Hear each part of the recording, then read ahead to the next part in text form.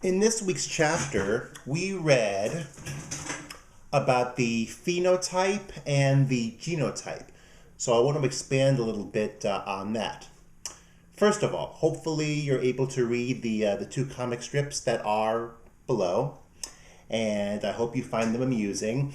I'm going to use these as the basis for my lecture.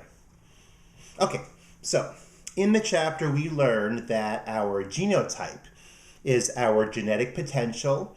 It's what we're born with, whereas the phenotypes are certain traits that show up either in our physical makeup or in our behavior or personality. Now, in the first comic below, we see Michael speaking to his father, and notice how he's thinking ahead about the kinds of traits that he hopes to inherit from his father. Now, these are traits that are currently in his genotype.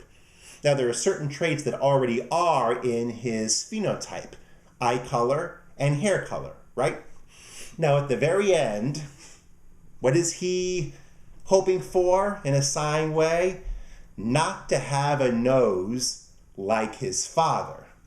Although, I don't know, I think Michael's father has a lovely nose, but that's just my opinion.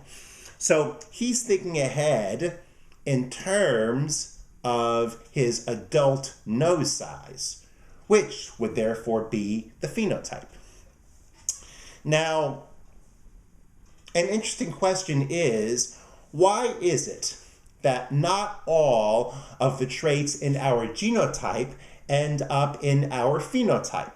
Well, I want to introduce to you three kinds of correlations: passive, evocative, and active. Now, the passive correlation suggests that there are certain traits that a child inherits in the genotype that will eventually end up in the phenotype because of the influence, the direct influence of people in the child's environment: family members, friends, teachers, etc. That's passive. The child has absolutely no role in this particular case. So the influence is only on the members of the family and peers and teachers. Now, in the second comic strip, we see Michael having been sent to his room for teasing Elizabeth. The mother accuses the father of being an awful teaser, and so therefore Michael has inherited the teasing trait from the father. So Michael has teasing in his phenotype. Now, if this were a passive correlation, one might say that Michael has observed his father teasing others, and after having done all of that observation, that is how that trait became part of his phenotype. It was only because of what Michael observed in his father. That's the passive. Now, there's the evocative correlation. So maybe that's how Michael ended up having teasing in his phenotype. So what's the evocative correlation? The evocative correlation, that suggests that a person's trait will end up in his or her phenotype due to reactions from the environment. And these reactions make it likely that these traits will end up in the phenotype. For example, let's say that Michael, at 2 years of age, had this habit of taking his toys away from others and saying, ha, ha, ha, ha, ha, or maybe doing this, or this.